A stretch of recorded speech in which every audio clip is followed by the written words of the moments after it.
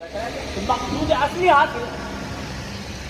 اب جب یہ بن گئی تو بسا اوقات ہوتا کیا ہے، جو خرابی کہاں سے پیدا ہوتی ہے وہ یہاں سے پیدا ہوتی ہے کہ تنظیم کو مقصد بنا لیا جاتا ہے.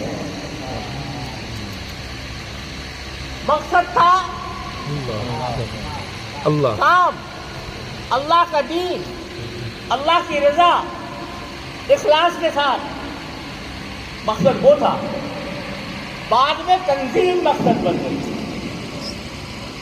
جو میری تنظیم میں ہے وہ میرا ہے، جو میری تنظیم سے باہر ہے وہ میرا نہیں ہے. یہ فتنہ پیدا ہوا اور افسوس سے کہنا پڑتا ہے کہ اس فتنے نے مسلمان کو لڑا دیا.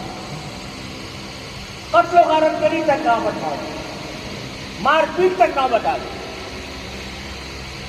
بنگلہ دیش میں جو واقعہ پیش آیا، خون کے آنسو صاف ہوتا ہے. وہ جماعت حضرت مولانا محمد الیاس صاحب رحمۃ اللہ علیہ اگر آج حیات ہوتے تو خون کے آنسو ہوتے اس واقعے کے اوپر جو پیش آیا. انہوں نے تو کوئی نہ ان کو عمارت کی خواہش تھی، نہ ان کو شورا کی خواہش تھی، نہ ان کو کسی اور تنظیم کی خواہش تھی. وہ کام لے کر آئے. اگر تنظیمیں بٹ گئی، تنظیم بٹ گئی، بٹنے دو. اگر بٹ گئی ہے، ہم نے کوشش کی شروع میں کہ یہ بٹوارا نہ ہو، لیکن افسوس ہے کہ نہیں ہو سکتا. ہو گیا. تو اب بتاؤ تنظیم مقصود ہے یا کام مقصود ہے؟ ایک بات کہو مجھ سے، بتاؤ. اللہ اکبر، نعرہ تکبیر، نعرہ تکبیر.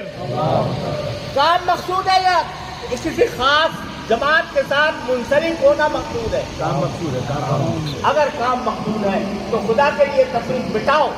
بے شک. جو کوئی اللہ کا نام لے، جو کوئی اللہ کے دین کی طرف دعوت دے، اس کو خوش آمدید کہو، اس کو اپنا سمجھو، اس کے ساتھ محبت کا معاملہ کرو، اس کے ساتھ دشمنی مت رکھو.